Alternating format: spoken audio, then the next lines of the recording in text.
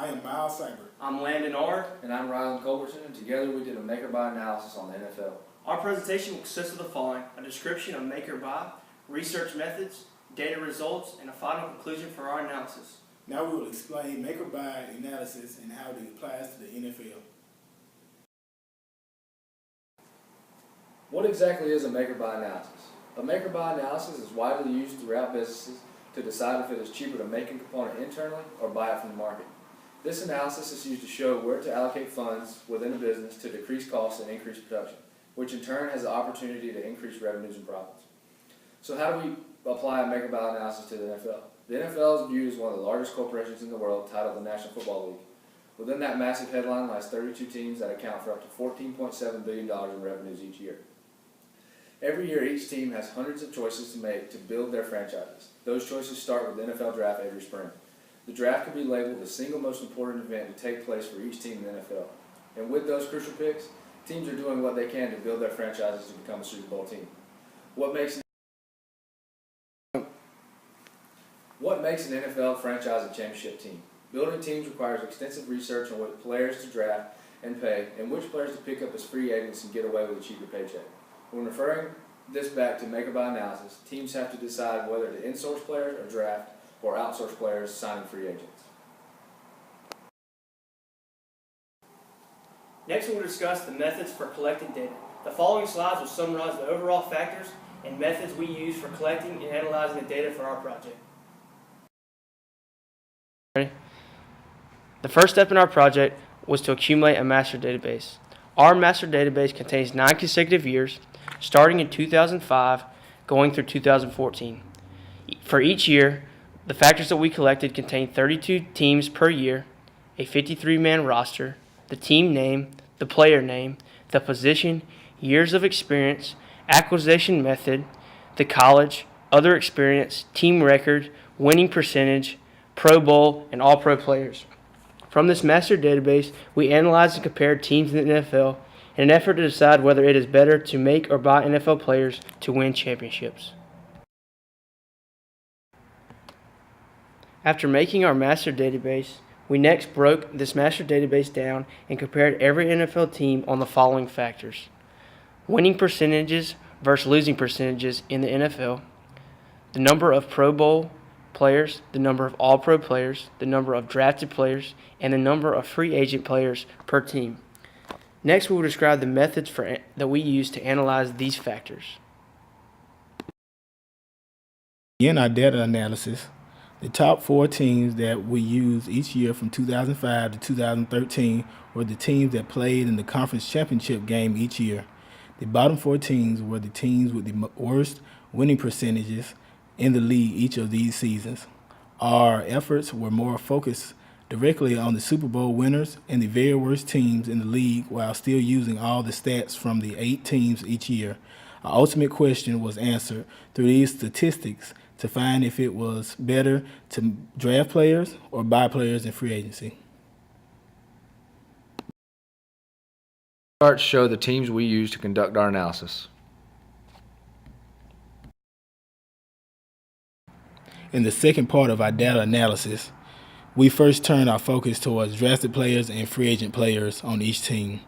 The results showed that the numbers were very similar in that about half and half of drafted players and free agent acquisitions when comparing the 4 best teams and worst teams. This gave us no real correlation, so we looked at other data to support our eventual findings. The results can clearly be seen in this figure based on the number of undrafted versus drafted players per team. The results prove there is little insight when comparing the championship and losing teams on the basis of NFL and free agent players. The data results show that championship teams from 2005 through 2014, their rosters are made up of roughly 49.41% of drafted players and 50.51% of free agent players on average. The data also shows that the 4 losing teams' rosters from 2005 through 2015 were compiled up of 49.66% of drafted players and 50.28% of free agent players on average. Based on this information, both the championship and losing teams' rosters were compiled up of roughly 50% free agents and 50% drafted players. Therefore, we could not conclusively determine if drafted players or free agent players led to championships. 3 in our data analysis shows us Pro Bowl players and All-Pro players on winning and losing teams. This is where we found major differences between the top and bottom teams in the NFL. The numbers are drastically different in showing that winning teams contain many more of these high-caliber players that are getting the nod for Pro Bowl selections and All-Pro selections. This chart clearly displays the championship teams and losing teams in the NFL based on the factor of Pro Bowl players and All-Pro players per team. This chart shows years 2005 through 2014. These results show that there is 4.75 times more Pro Bowl selections on championship teams opposed to losing teams. On average, there is 5.33 Pro Bowl selections per championship team, whereas the losing teams average 1.11 per team. When comparing All-Pro players, there are 7.31 times more All-Pro player selections on championship teams compared to the losing teams. All-Pro players on championship teams average 2.64 players per team compared to All-Pro players on losing teams, which average 0.38 players per team. The data shows that this is an extremely strong relationship between championship teams having drastically more Pro Bowl and All-Pro players compared to the losing teams. We can conclusively conclude that championship teams in the NFL have considerably more Pro Bowl as well as All-Pro players compared to the losing teams in the NFL. During step 4 of our data analysis, we found out which players, Pro Bowl and All-Pro players, that were either drafted by the team they were playing for or were they selected as free agents. This set gave us another staggering result showing another divide in the data. The numbers were swayed heavily towards drafted players being the main source of team success and these players becoming Pro Bowl and All-Pro players. These figures clearly show the number of Pro Bowl and All-Pro players for the losing and winning teams that were drafted or that were free agents. This data shows that there were 5.15 times more drafted Pro Bowl selections on championship teams opposed to losing teams. On average, there was 5.58 drafted Pro Bowl selections per championship team, whereas the losing teams only averaged 1.08 per team. Championship teams have 115 more drafted Pro Bowl and All-Pro players than free agents. The worst teams only have 25 more drafted Pro Bowl and All-Pro players than free agents. This given data suggests that there is a significant correlation between championship teams and a high number of drafted players. The data set also suggests that the worst teams have a noticeably lower number of Pro Bowl and All-Pro players that were drafted. We can conclude from this evidence that teams have drastically more drafted players than the losing teams.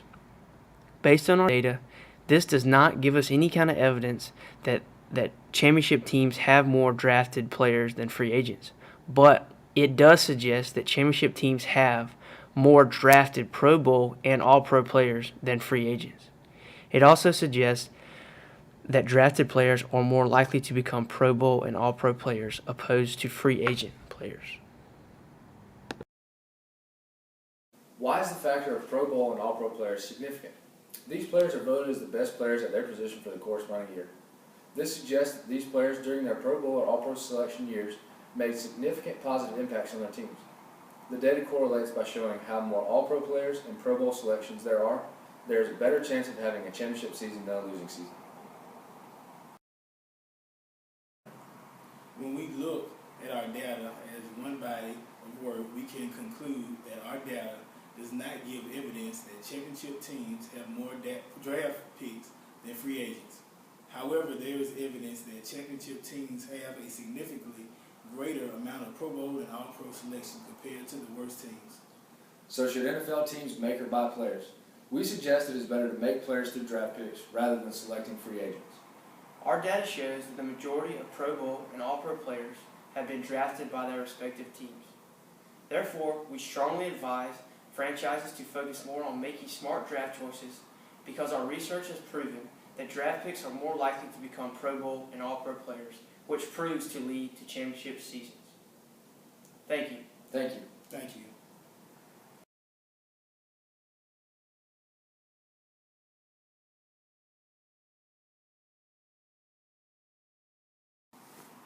Now we will begin by talking about the Dude, you know we're filming right now. God, Chill. fuck, man.